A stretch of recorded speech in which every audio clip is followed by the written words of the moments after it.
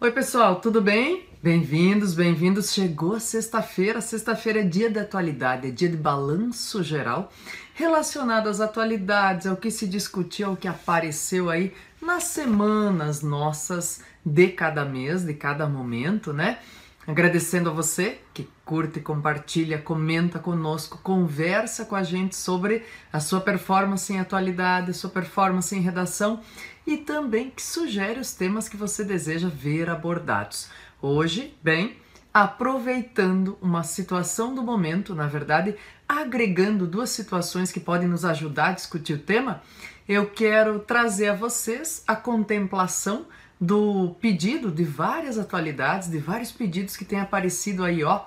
Beijão para vocês que estão participando sempre, gente. Bem, primeiro momento eu queria trazer aqui o enfoque, né, no nosso resuminho velho e bom, com uma daquelas frasezinhas humorísticas com que o escritor Milor Fernandes, gente, costumava definir muitas coisas no Brasil, né? A primeira delas é essa aqui, ó. Só lidar com gente honesta. Meu Deus, que solidão. Resuminho tá aí para você, depois você capta aí no link também, tá?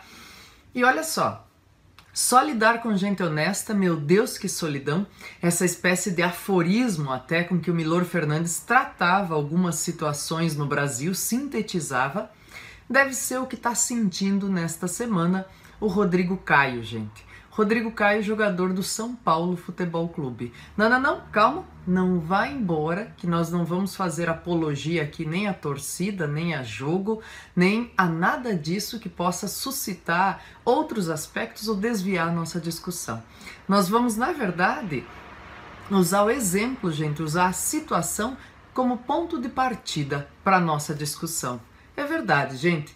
Vocês aí do outro lado que pediram para que houvesse uma abordagem sobre corrupção no Brasil, eu digo a você que infelizmente ela não cabe numa atualidade única, mas que hoje eu quero abordar alguns aspectos mais relevantes no tocante à corrupção, à percepção dela e como nós nos comportamos a respeito. Alguns aspectos. É claro que isso ainda vai aparecer ao longo do ano como construção teórica, como construção de repertório e de elementos argumentativos para nós, né? Então, esse aforismo, essa afirmação do Milor Fernandes, só lidar com gente honesta, meu Deus, que solidão, deve ser o que está sentindo o Rodrigo Caio. Para você que diz assim, prof, nem vi, não sei o que aconteceu, né? Então, assim, gente, é uma imagem que rodou o Brasil, acabou ganhando muito destaque, uma imagem do clássico Corinthians e São Paulo do domingo passado, né? Então, o que aconteceu? Houve um lance em que o Jô, jogador do Corinthians, recebeu o cartão amarelo. O Rodrigo Caio, jogador oponente, jogador do São Paulo, chegou lá pertinho do juiz e falou: ô juiz, vem cá, olha só, não foi ele, fui eu que pisei no pé do colega aí. O juiz, no mesmo momento, retirou o cartão amarelo do Jô, do oponente, que estaria pendurado para o outro jogo decisivo, né? Outro clássico decisivo. Quer dizer, por que uma situação dessa ganha tanto destaque? Uma situação futebolística, de campo, né, gente? Ganha tanto destaque, pessoal. Porque nós temos aí uma situação muito evidente de diferença. Qual é a exceção e qual é a regra, né? Uma situação como essa é vista como exceção. A regra não seria se valer da honestidade, do fair play ou de tantos outros nomes que nós podemos chamar essa tomada de decisão muito difícil que teve Rodrigo Caio em dizer assim, olha, fui eu, tá? Não dá cartão para ele não, porque fui eu que pisei no pé do outro, tá? Então, quer dizer, isso é um ponto de partida, pessoal. Aí, minha pergunta a você, será que é possível começar uma redação que trate do dilema da corrupção ou da percepção de corrupção ou de honestidade no Brasil, relatando esse fato, um simples e mero ato num jogo de futebol? Com certeza, gente. Por quê? Se um ato como esse ganha tanta repercussão, foi aclamado, foi prestigiado pela crônica esportiva, gerou muita polêmica também, porque diz, espera lá, mas beneficia o adversário, como é que faz, o que é que está acima? A competitividade, o fair play, quer dizer, se gera toda essa discussão um ato puro e simples de honestidade, é porque a regra não parece ser essa, né? Então, uma ação como essa seria muito interessante ser relatada de maneira sucinta para começar uma discussão sobre percepção de corrupção no Brasil e percepção de honestidade, por exemplo, né? Legal, a gente toma essa ocorrência, gente, como um primeiro fato para ampliar nossa discussão. É do Milor Fernandes também, gente, uma outra afirmação, outro desses aforismos, né, que eu vou mostrar para você e vou deixar no link aí, em que ele pôs assim, isso já foi até questão de prova discursiva lá atrás, de prova de vestibular em São Paulo, né, das provas de língua portuguesa, como questão de interpretação. Ele diz assim, o Brasil está à beira do abismo, mas vamos precisar de muito esforço para colocá-lo lá em cima novamente. E o pedido, um dos pedidos da questão, era que o candidato pudesse interpretar, né? Qual era a ideia veiculada aí nessa afirmação? Veja, o Brasil está à beira do abismo, mas vamos precisar de muito esforço para colocá-lo lá em cima novamente. Ó a brincadeira, o humor sagaz que ele faz com a afirmação, né? Quando nós dizemos que uma coisa está à beira do abismo, significa que ela está prestes a cair, né? Só que aqui, pessoal, ele está fazendo uma afirmação assim um pouco diferente. Ele está mostrando que o país está como se fosse na beira debaixo do abismo. Ele já caiu, né? Por isso ele diz, ó, vamos precisar de muito esforço para colocá-lo na beira de cima novamente. Olha que interessante, que sagacidade humorística aí, né? E aí, pessoal, nós vamos conversando sobre outras situações muito importantes. Por exemplo, olha só, quando a gente fala em nepotismo, favorecimento indevido, propina, quando a gente fala em lavagem de dinheiro, muitas palavrinhas que têm aparecido aí na discussão, em denúncias e tudo mais, né? E que devem, pessoal, claro, fazer parte do nosso repertório, da nossa percepção quando se discute corrupção no Brasil. Claro, uma coisa importante, se uma ação, uma mera ação de fair play, de honestidade, dentro de um campo de futebol pode gerar repercussões e discussões acerca da corrupção ou da percepção de corrupção na sociedade, claro que numa semana, principalmente, que há a divulgação das famigeradas listas do Fachin, do Luiz Edson Fachin, que é relator da Lava Jato no STF, quer dizer, quando há esse indiciamento, quando há esse burburinho todo, uma ação como essa pode ser ponto de partida. Agora, outras situações também devem ficar no nosso imaginário, no nosso repertório, né?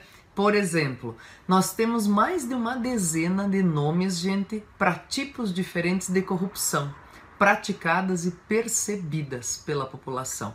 Ora, a partir do momento que nós temos mais de uma dezena de nomes para tipos diferentes de corrupção, que envolvem apropriação de dinheiro indevida, bem, então significa que nós temos de fato ações extremamente negligentes em relação a esse dinheiro indevido, não é mesmo? Olha só, quero lembrar você que nós temos um aspecto importantíssimo aí da palavra nepotismo e do que ela significa, né?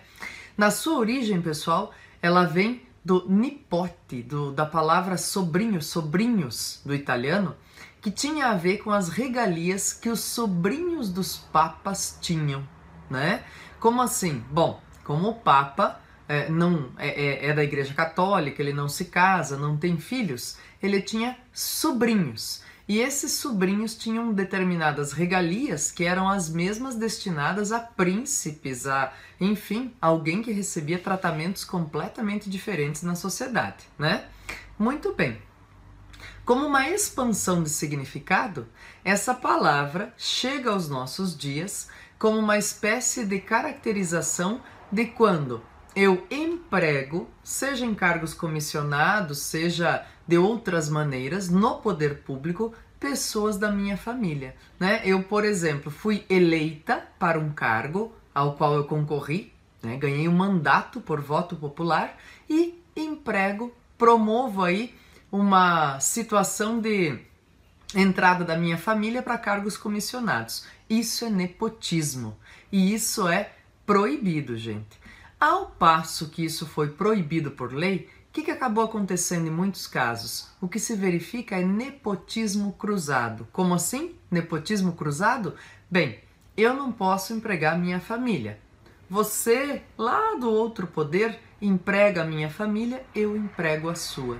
E nós trocamos favores. Olha só, vejam que situação, né, gente, que nós percebemos aí, diz, olha como essa coisa da camaradagem com o dinheiro público ou com o dinheiro alheio é algo que acaba ganhando contornos de criatividade muito evidentes, que a gente não gostaria que acontecessem, né?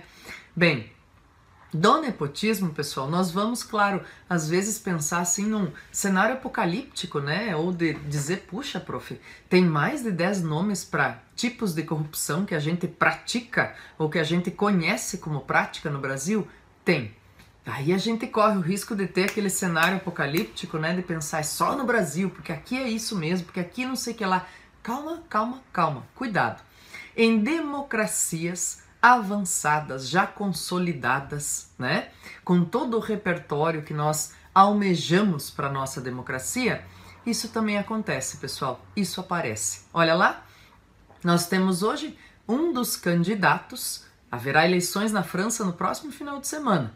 Um dos candidatos perdeu intenção de votos, perdeu confiança popular, porque está sofrendo indiciamento, François Fillon, está sofrendo indiciamento por ter empregado, segundo a acusação, a própria esposa. Ela recebeu dinheiro por estar trabalhando para ele sem estar trabalhando de fato. Pior ainda, não era nem nepotismo, né? Era cabidão mesmo, né? Enfim, então o que acontece aí? Ele perde essa confiança popular e é investigado. Então acontece isso em outras democracias, a gente tem um exemplo evidente correndo agora, para e passo com essa nossa discussão, né? E aproveitando, gente, outra situação relacionada ao futebol, ao esporte, né? Não poderia deixar de salientar aqui o que nós conhecemos no Brasil desde o final dos anos 70 como Lei de Gerson. Lei de Gerson, gente, é assim mesmo, com G, tá? E com acento no E. Gerson foi um meio atacante muito famoso nos anos 70 no Brasil, jogou em vários times de bastante repercussão aí. E veja só, aí nós vamos voltar um pouco no tempo e falar de um momento que também não se via como politicamente incorreto um jogador, um esportista fazer propaganda de bebida alcoólica ou de cigarro propriamente. Havia propaganda de cigarro alta e amplamente veiculada na época nas rádios e TVs, enfim, né? E ele fazia uma propaganda em que ele furava uma fila, muito espertão, muito malandro, e dizia assim, era de um cigarro chamado Vila Rica. Por que pagar mais caro se o Vila me dá tudo aquilo que um bom cigarro dá? Ele dizia, gosto de levar vantagem em tudo, certo? E furava a fila, gente. Ele estava num caixa assim, indo comprar o cigarrinho e furava a fila. E daí ele dizia, leve vantagem você também, leve Vila Rica.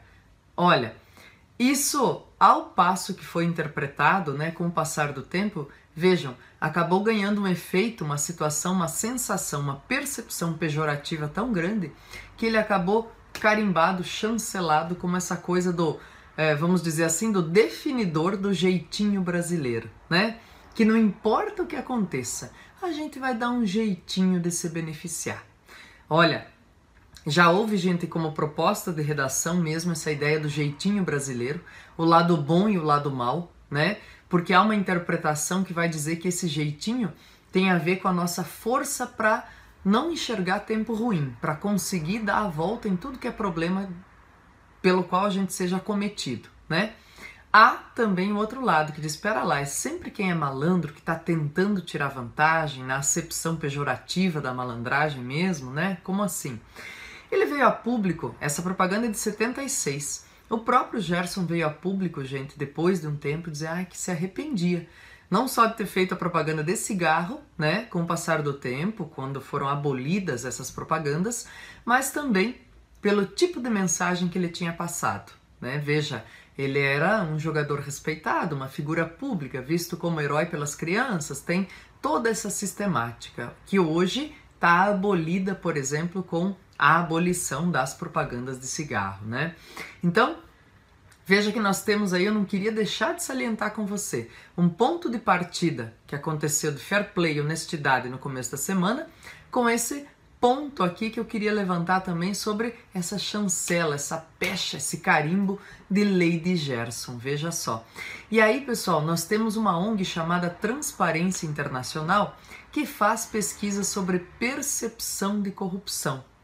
E o Brasil é um país em que nós temos uma percepção de corrupção muito grande, né? Então, nem que seja assim, ó, por exemplo, naquelas pesquisas sobre compra de voto, uma pesquisa inocente sobre compra de voto, vai aparecer lá o seguinte: as pessoas respondendo na sua maioria, 90%, dizendo, você venderia o voto? Diz, não, eu não venderia. Você conhece alguém que vendeu? Os mesmos 90% vão dizer que conhecem alguém que vendeu. Quer dizer, tem alguém mentindo nessa história, né? É mais ou menos, gente, como uma pesquisa feita nos anos 80 pela Lilia Schwartz, uma antropóloga muito sabida, que eu sempre recomendo a leitura, de quem eu sempre recomendo a leitura, em que ela fez uma pesquisa sobre a percepção de racismo no Brasil, né? Que todo mundo, ou a grande maioria, quase 90% da população dizia que não praticava racismo ou que não era racista. Mas esse mesmo número dizia que já tinha visto gente, ou que conhecia gente muito próxima, racista ou que praticava atos de racismo. Quer dizer, alguém está mentindo nessa percepção. E aí, com o meu beijo, meu desejo de sucesso na semana para você aí, de bons estudos, olha só, vai também o pedido que você acesse o link aí com a redação. Estou sugerindo a você uma discussão pertinente, atemporal. Qual o efeito em nós do eles são todos corruptos? Qual o efeito em nós, indivíduos, do eles, aqueles, os outros, os da lista, são todos corruptos, hein? Como é que a gente percebe isso? São só os outros? Somos nós? Somos bem representados? Qual é o seu ponto de vista, ok? Um abraço, gente. Boa semana, um desejo de uma semana de boas notícias aí. Um pedido especial, não deixa de comentar, de curtir, de prestigiar o nosso trabalho e de pedir a sua atualidade, tá bom? Um abração a todos, gente. Fiquem bem, bons estudos, boa escrita. Até logo, até a semana. Bom descanso no feriado também.